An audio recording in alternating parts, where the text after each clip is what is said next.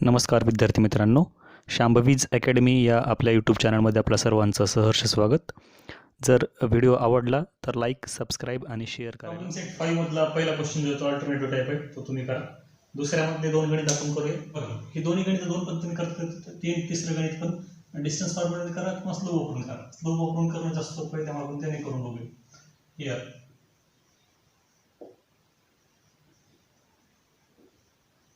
Slope of line A B is equal to काय मिळतं तुम्हाला? Slope of line A B म्हणजे y2 minus y1 upon x2 minus x1. y2 ची value minus 0.5 minus 2 upon x2 1 minus 0 म्हणजे किती मिळालं? Minus minus minus 2.5 upon 1. हे equation number 1. दुसरा स्लोप काढूया. Slope of line BC. BC चा slope किती मिळेल? -3 मायनस 0.5 मायनस मायनस काय होईल इथं? प्लस 0.5 होईल upon 2 minus 1.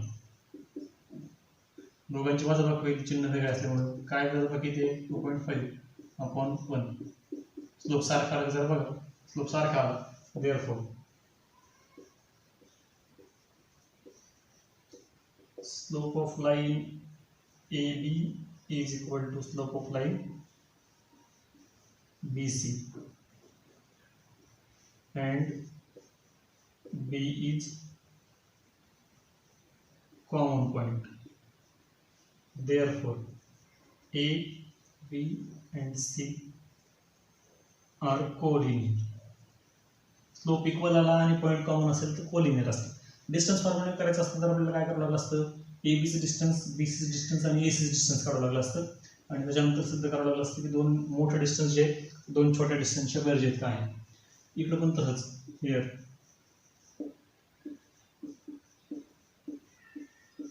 Slope of line PQ is equal to y2 minus y1 upon x2 minus x1.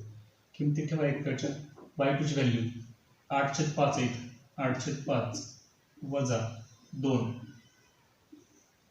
2 वजा 1. छेद सारखा नाही आहे, छेद सारखा करावं लागेल तुम्हाला, मग वजा करतील. 5 1 5 8 1 8 5 दुनी 10. छेदस्थानी काय? 2 वजा 1 म्हणजे 1. काय उत्तर मिळेल तुम्हाला? आता 8 वजा 2 10 म्हणजे वजा 2/5. तुमचं इक्वेशन नंबर 1. छेदस्थानचं 1 त्याच्यामुळे त्याचं काही फरक पडणार नाही. दुसरा स्लोप कशाचं काढायचं आहे? Slope of line QR is equal to y2 6/5 6/5 वजा 8/5. छेदस्थानी काय? तर 3 वजा 2. 6/5 वजा 8/5 छेद सारखा म्हणजे डायरेक्ट अंशांशी वजा करू शकतो तुम्ही. वजा 2/5 येईल आणि खालच्या बाजूला हे 1. मग याचा काही फरक पडेल का? नाही. वजा 2/5 तसंच राहील. Therefore, slope of line PQ is equal to slope of line QR and Q is common point. Therefore, P, Q and R are collinear. त्याच्यामुळे ते कोलिनियर आहेत. तिसरं गणित करून बघा. काय दिलं आपल्याला? बघा, मिड पॉईंटचे कोऑर्डिनेट काढायचे पी आणि क्यूचे.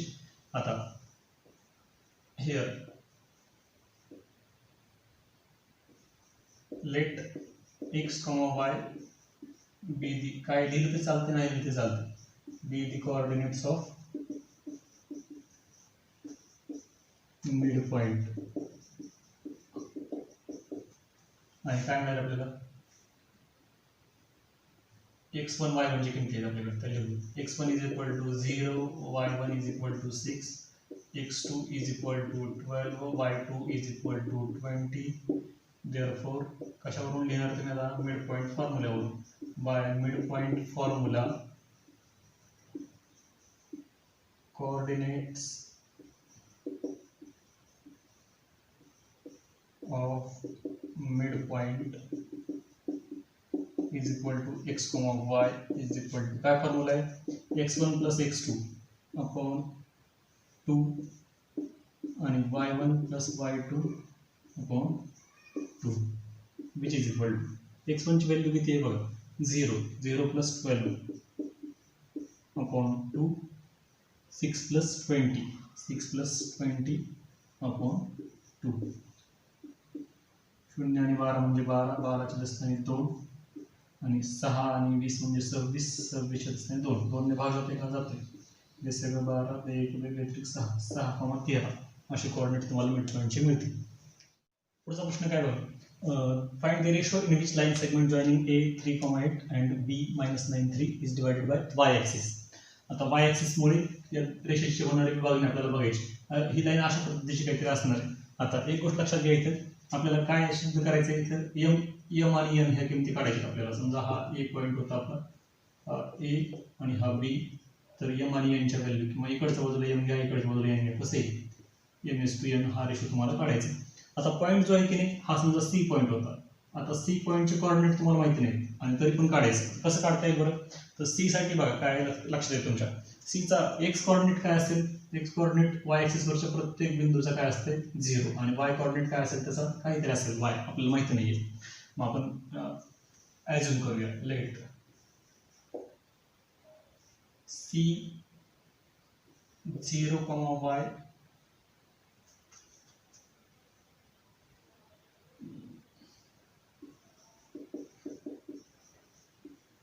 divides segment joining किंवा segment AB लिहू direct segment AB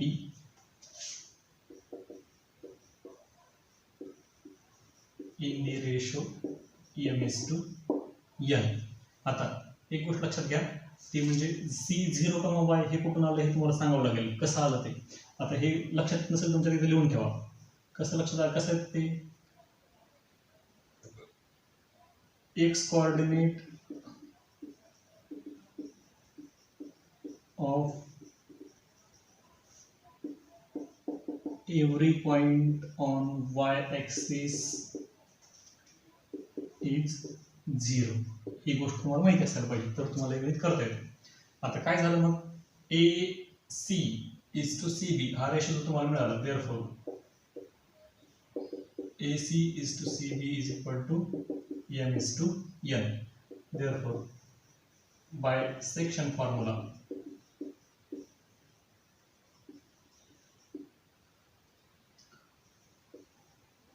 coordinates of कोणाचे coordinates होतात coordinates of C is equal to का बरं C ने डिवाइड होते म्हणून mx2 plus nx1 upon m plus n आणि my2 plus ny1 upon m plus n. आता कोऑर्डिनेट्स काय C चे कोऑर्डिनेट आलेले 0, y इज इक्वल टू. आता इथे एकच फक्त आपल्याला लागणार त्यामुळे आपण एकच इक्वेट करू पण एवढ्या ओळीपुरतं लिहूया इथे x2 ची व्हॅल्यू किती आता इथं आता x2 कोण आहे तर b चे कोऑर्डिनेट म्हणजे -9 प्लस n जशाल तसं x1 काय आता इथं तर a चा कोऑर्डिनेट x म्हणजे +3 m plus n comma m जशाल तसं y2 काय आहे इथे 3 प्लस n जशाल तसं y1 काय आहे 8 अपॉन m प्लस n.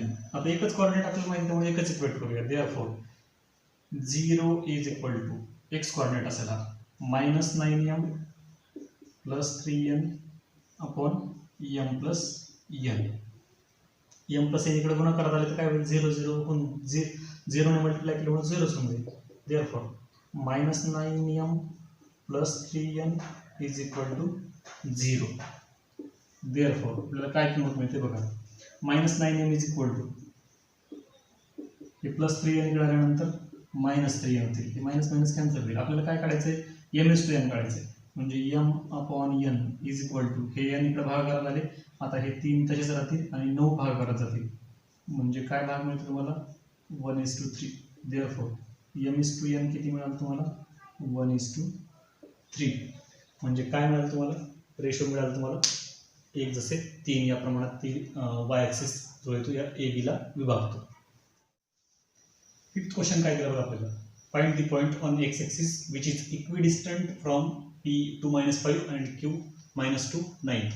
आता एक्स ऍक्सिस वरचा एक पॉईंट आपल्याला शोधायचा आहे जो या दोघांपासून समदूर अंतरावर असेल. आता एक्स ऍक्सिस वरच्या प्रत्येक पॉईंटचं कोऑर्डिनेट काय असेल तर चेक करा. समजा इथे आहे पॉईंट एखादा, त्याचे कोऑर्डिनेट काय असतील बरं, तर याचा एक्स कोऑर्डिनेट जो आहे तो काय असेल तर तो जो नंबर आहे इथला तो असेल, म्हणजे एक्स कोऑर्डिनेट हा झाला. वाय कोऑर्डिनेट काय असेल त्याचा, तर वाय कोऑर्डिनेट काय असेल 0. एक्स ऍक्सिस वरच्या प्रत्येक बिंदूचा वाय कोऑर्डिनेट काय असतो 0. आणि इक्विडिस्टन्स म्हणजे आपल्याला डिस्टन्स फॉर्म्युला वापरायचा आणि दोन डिस्टन्स सेम आहे असं दाखवायचं आणि काढायचं उत्तर ते. Let a x, 0 be the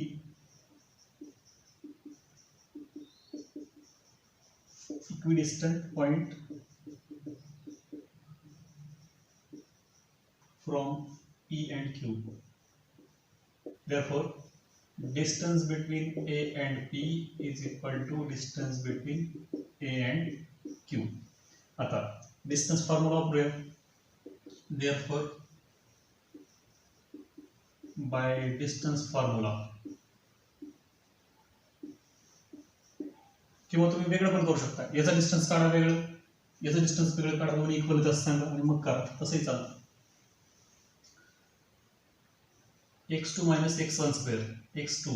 आता AP बघा, a जो आहे तो आपला x1, a चे कोऑर्डिनेट जे असतील आता ते x1 y1 असतील आणि p चे कोऑर्डिनेट जे ते x2 y2. मग काय मिळतं तुम्हाला 2 minus x square plus y2 कोणाचा आता p चे कोऑर्डिनेट जे ते y2 साठी म्हणजे -5 minus 0 square is equal to, आता डिस्टन्स AQ मधलं, AQ मध्ये काय डिस्टन्स मिळेल आपल्याला, आता AQ चे कोऑर्डिनेट जे आहेत ते x2 y2 असतील. आता x2 minus x1 square -2 minus x square आणि दुसऱ्या याच्यात काय y2 9 minus 0 square. काय काय मिळते बघा तुम्हाला इथे, 2 minus x square plus -5 minus 0 म्हणजे -5 त्याचा स्क्वेअर इज इक्वल टू, आता इथे काय करूया मायनस त्याने कॉमन काढूया. मग काय मिळेल ब्रॅकेटमध्ये 2 plus x आणि स्क्वेअर दोघांचा प्लस 9 वजा 0 म्हणजे 9 आणि 9चा वर्ग. आता दोन्ही बाजूचा वर्ग करू. Therefore 2 minus x square plus -5 square म्हणजे 25 इज इक्वल टू, आता हे मायनसचा स्क्वेअर आहे म्हणजे काय होईल तो प्लस 2 plus x square आणि 9चा वर्ग 81. आता याला सोडवू, 2 minus x square 2 plus x square आहे इथे एक्सपान्शन करायचं, काय मिळतं 2चा वर्ग 4 वजा 2 गुणिले दोघांचा गुणाकार 2 2 4 4x अधिक x वर्ग अधिक 25 बरोबर 2 अधिक x वर्ग आहे इथे. 2चा वर्ग 4 अधिक 2 गुणिले दोघांचा गुणाकार 2 गुणिले x म्हणजे 2x आणि त्याची दुप्पट म्हणजे 4x अधिक x वर्ग अधिक 81. x वर्ग कॅन्सल होती, काय राहिलं तर इथे वजा 4x अधिक 4x आहे आणि काय म्हणते 25 आणि 4 29 वजा 4x बरोबर 81 आणि 4 85 अधिक 4x.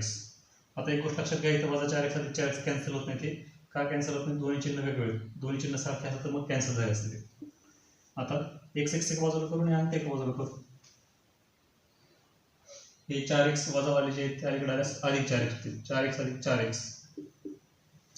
4x हे इकडे घेऊन गेलो होतो, 85 इकडे आणायचे म्हणजे 29 वजा 85. 4 आणि 4 8x बरोबर 85 मधून 29 गेले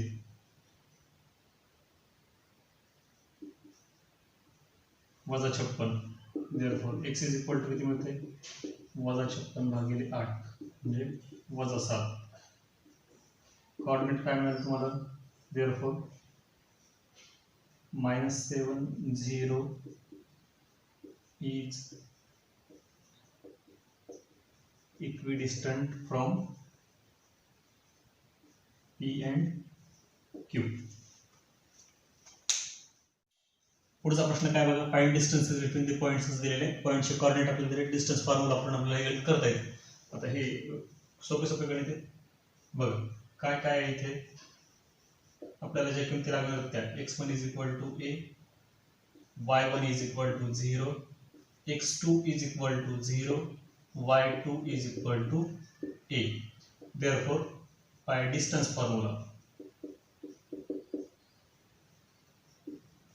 काय म्हणतो तुम्हाला, distance between A and B is equal to काय फॉर्म्युला आहे आपला, x2 minus x1 square plus y2 minus y1 square. Check करा जरा x2 x1 काय होते ते, 0 minus A whole square plus a minus 0 whole square. काय उत्तर आहे तुमचं, तर मायनस ए, 0 वजा ए म्हणजे मायनस ए स्क्वेअर, ए मायनस 0 म्हणजे ए स्क्वेअर, मायनस ए स्क्वेअर म्हणजे ए स्क्वेअर म्हणजे सुद्धा ए स्क्वेअरच. किती ए स्क्वेअर झाले, 1 आणि 1 2. इथं लक्षात घ्यायचं वर्गमूळ निघत नाही, ए आणि ए 2 असं उत्तर येत नाही त्याचं. आता वर्गमूळ निघायचं, वर्गमूळाच्या बाहेर काय येईल, आता वर्गमुळात 2चं वर्गमूळ वर्गमुळात 2 आणि ए वर्गाचं वर्गमूळ वर्गमुळात ए वर्ग आणि वर्गमूळ कॅन्सल होईल आणि ए उत्तर येईल. वर्गमुळात 2a एवढं डिस्टन्स आहे दोघांमध्ये. इकडच्या बाजूला सुद्धा तसंच करायचं आपल्याला. Here x1 is equal to minus 3a, y1 is equal to a, x2 is equal to a, y2 is equal to minus 2a. Therefore, by distance formula काय मिळतं आपल्याला, distance between r and s is equal to, formula लिहूया, x2 minus x1 square plus y2 minus y1 square. किमती ठेवू, x2 ची किंमत आहे a minus, हे मायनस मायनस मायनस काय होईल आता, plus 3a square plus y2 minus 2a minus a square. काय मिळते बघा, a प्लस 3a म्हणजे 4a स्क्वेअर प्लस हे मायनस 3a स्क्वेअर. काय उत्तर येईल तुमचं आता, 4चा वर्ग 16, a चा वर्ग a वर्ग अधिक वजा 3चा वर्ग 9 आणि a चा वर्ग a वर्ग. 16 आणि 9 किती झाले, 25a वर्ग. वर्गमूळ निघते का दोघांचं पण निघते, 25चं वर्गमूळ 5, a वर्गाचं वर्गमूळ a, म्हणजे डिस्टन्स किती आलं, 5a. एक गणित आहे ते फक्त अंक आहेत, किमती ठेवा, उत्तर येऊन जाईल तुमचं. 7th क्वेश्चन काय दिला बघा आपल्याला, सर्कम सेंटरचे व्हर्टेक्सेस काढायचे, ट्रायंगलचे व्हर्टेक्सेस आपल्याला दिलेले आहेत. आता सर्कम सेंटर म्हणजे काय असते हे पण समजून घ्या. समजा या ट्रायंगलच्या तिन्ही बिंदूतून जर एखादं व्हर्टेक्समधून एखादं सर्कल जर पास होत असेल तर ते सर्कम सर्कल असेल, हे सर्कम सर्कल असेल. आता सर्कम सर्कल जे आहे त्याची प्रॉपर्टी काय असते आता, तर सर्कम सेंटर म्हणजे, आता सर्कम सेंटर याचा अर्थ काय, समजा हे जोडलं आपण इथे सेंटर मिळालं आपल्याला, तर आता काय उत्तर मिळतं तुम्हाला बघा, लक्षात येते का लगेच. हे सेंटर असेल त्याचं सर्कम सेंटर, हे ट्रायंगलचे व्हर्टायसेस आहेत ए बी सी, याचा अर्थ सी ए सी बी आणि ओ ए ओ बी आणि ओ सी हे काय आहेत, तर रेडियस आहेत. त्याच्या रेडियस कशा असतील आता, इक्वल असतील, म्हणजे O A is equal to O B. कुठलेही दोन डिस्टन्स काढले की आपल्याला उत्तर मिळून जाईल. आता इथे काय काय आपल्याला पाहिजे माहिती, तर समजा आता आपण काय गृहीत धरले ते लिहावं लागेल, let O B the O X comma Y असं B the circum centre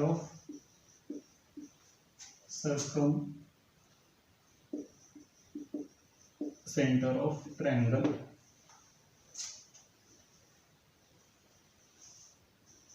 A B C. नाव दिले नाहीत आपल्याला, आपण नाव घेऊ. नाव therefore OA is equal to OB is equal to OC. का बरं, रेडियस आहेत त्या सगळ्या. सर्कल, सेम सर्कल, एकाच वर्तुळाच्या त्रिज्या त्यामुळे त्या इक्वल असतील. मग ओ ए आणि ओ बी हे दोन डिस्टन्स घेऊया आपण आणि त्याच्यावरून आपल्याला काय उत्तर मिळतं बघूया. Therefore,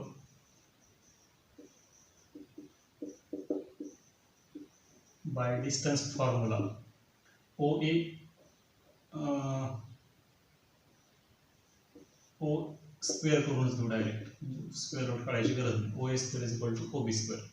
आता काय काय मिळतं आपल्याला बघा. डिस्टन्स स्क्वेअर रूटमध्ये X two minus x square root काढून टाकलं पण आता एक्स टू कोणाचा घ्यायचा होता ए साठी, एक्स टू वाय टू हे -3 minus x square plus y two 1 minus y square is equal to. आता सेम इकडच्या बाजूला ओ बी साठी हे एक्स टू वाय टू म्हणजे 0 minus x square plus y two -2 minus y square. आता इथे काय होते बघा, इथे काय करायचं यार, मायनस कॉमन काढायचा आणि इथे 3 + x करून मग स्क्वेअर करायचं. मग उत्तर जे आहे की नाही तुमचं ते चुकण्याची शक्यता कमी होते जात. 0 मायनस एक्स आहे म्हणजे मायनस एक्स स्क्वेअर आहे डायरेक्ट, प्लस इथं पण तसंच करू 2 मायनस कॉमन काढल्यावर प्लस होईल आणि स्क्वेअर. आता स्क्वेअर दोघांचा असेल, मायनसचा पण असेल आणि याचा पण असेल. मायनसचा स्क्वेअर प्लस होऊन जाईल, त्यामुळे याचा फक्त स्क्वेअर करता येईल तुम्हाला. 3 + x square plus 1 minus y square is equal to -x square plus 2 + y square. करा 3 चा वर्ग 9, 3 दोन्ही 6, 3x आणि 3 दोन्ही 6x अधिक x वर्ग अधिक 1 चा वर्ग 1 वजा 1 गुणिले y म्हणजे वजा y आणि हे 2 ने गुणल्यामुळे वजा 2y अधिक y वर्ग बरोबर वजा x चा वर्ग म्हणजे x वर्ग अधिक 2 चा वर्ग 4, 2y ची दुप्पट 4y आणि y चा वर्ग y वर्ग. काय काय कॅन्सल होते बघा, हे x स्क्वेअर कॅन्सल होईल, y स्क्वेअर कॅन्सल होईल. काय राहिलं तर इथे 6x - 2y प्लस 10 बघा, 6x - 2y आणि 9 + 1 म्हणजे 10. 6x - 2y plus 10 is equal to, इकडे काय राहिले फक्त 4y + 4. आता हे 4y इकडे आणूया, 10 तिकडे घेऊन जाऊ. 6x - 2y हे 4y इकडे आणल्यास -4y होते is equal to 4 - 10.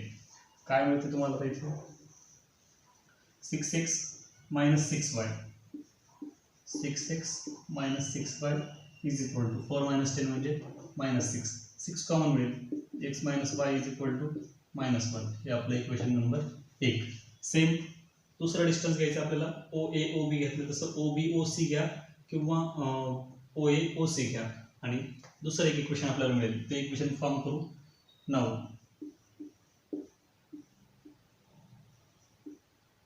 O A square is equal to O C square. O A आणि ओ सीचं डिस्टन्स सुद्धा सारखंच असणार आहे. आता ओ ए स्क्वेअर आपण काढलेला आहे, तो तसाच लिहितो. बघ काय -3 - x किंवा तुम्ही डायरेक्ट इथली किंमत जरी उचलून लिहिली याची कुठपर्यंत आहे तुमचं बघा, 3 + x स्क्वेअर 1 - y स्क्वेअर तसंही चालतंय, plus 1 - y square is equal to O C ची व्हॅल्यू. आता ओ चे कोऑर्डिनेट तुमच्याकडे आहेत x5, सी चे कोऑर्डिनेट आहेत 1 3. सी म्हणजे x टू y टू घेतलेला आपण म्हणजे 1 - x square plus 3 - y square. मग सारखंच हे काय होईल 3 + x स्क्वेअर होईल,